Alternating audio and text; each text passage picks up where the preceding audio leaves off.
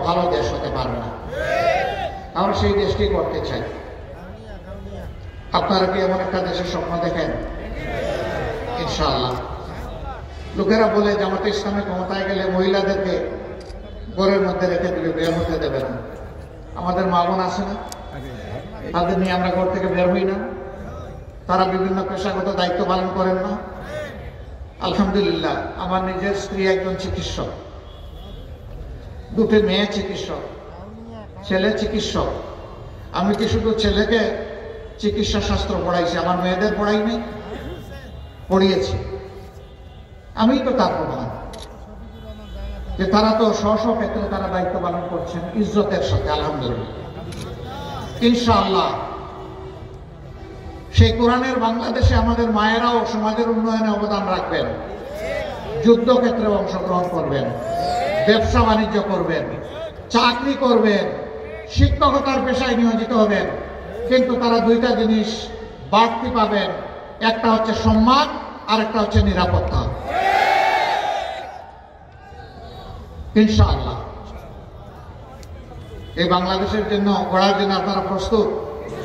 দেখি হাত তুলেন তো, দেখি কারা প্রস্তুত। আলহামদুলিল্লাহ, আলহামদুলিল্লাহ। হাত নামান। রংপুর যখন হাত তুলেছে, রংপুর যখন হাত তুলেছে, আগামীকাল থেকে বাংলাদেশ সুন্দর হয়ে যাবে, তাই না? না ভাই, লড়াই শেষ হয় নাই, যুদ্ধ কেবল শুরু। আগাছা পরগাছায় দেশ ভরে গেছে, ময়লা আবর্জনায় দেশ ভরে গেছে। এই সব কিছু পরিষ্কার করে ফেলতে হবে। তাই আমাদের সন্তানেরা স্লোগান দিয়েছে, দিচ্ছে, আবু সাইদ মুগ্ধ, শেষ হয়নি যুদ্ধ। ইনশাআল্লাহ আমাদের সেই যুদ্ধ অব্যাহত থাকবে একটা মানবিক বাংলাদেশ গড়া পর্যন্ত। যেহেতু আমরা সেই দেশটা চাই, আপনাদের প্রতি আমাদের অনুরোধ, আপনারা ঘরে ঘরে আহ্বান পৌঁছে দিন। বাংলাদেশ জামাতে ইসলামের জন্য দোয়া করেন, অন্তর দিয়ে একটু ভালোবাসা পোষণ করেন। যতক্ষণ জামাতকে আপনারা ইনসাফের উপর এবং মানুষের কল্যাণের উপর দেখবেন, ততক্ষণ আমাদের পাশে থাকবেন। এমন একটি দেশ গড়ার জন্য আপনারা এগিয়ে আসুন। যতক্ষণ আপনাদেরকে কোরআনের উপর, ন্যায় নীতির উপর, সততার উপর দেখবেন, ততক্ষণ পর্যন্ত আপনাদের মায়াবী বুকে আমাদের জন্য একটু বিছনা করে দেন, একটু জায়গা করে দেন। যদি আমাদেরকে কোনো ভুল পথে দেখেন, অবশ্যই শুধু সমালোচনা করবেন না, শিরদাঁড়া ধরে টান দিয়ে সোজা করে দেবেন, ছাড় দিবেন না। কারণ আমাদের ভুলের কারণে দুটা ক্ষতি হবে। একটা হবে একটা দলের রাজনৈতিক ব্যর্থতা, আর যেহেতু আমরা কোরআনের রাজনীতি করি, সেই জন্য মানুষ কোরআনকে ভুল বুঝবে। অতএব আপনারা সাচ্চা পাহারাদারের ভূমিকা আমাদের ব্যাপারে ইনশাআল্লাহ পালন করবেন। আপনারা পারবেন তো ইনশাআল্লাহ? আলহামদুলিল্লাহ, আমরা আপনাদের কাছে কৃতজ্ঞ। এই শীতের রাতে অনেক কষ্ট করেছেন আপনারা, আমাদের ভালোবাসায় এখানে এসেছেন, ঠিক কিনা? হ্যাঁ, এই ভালোবাসা কার জন্যে?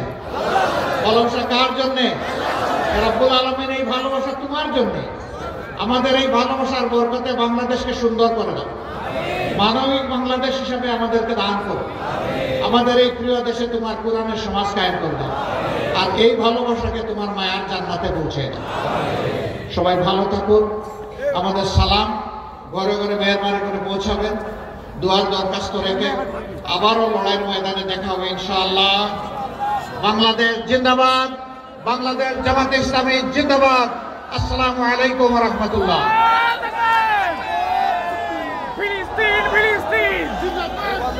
সংগ্রামী উপস্থিতি, এ পর্যায়ে সমাপনী কথা রাখছেন আজকের এই পথসভার সম্মানিত সভাপতি, বাংলাদেশ জামাত ইসলামী কাউনিয়া উপজেলা শাখার সংগ্রামী আমির, জননেতা জনাব মাওলানা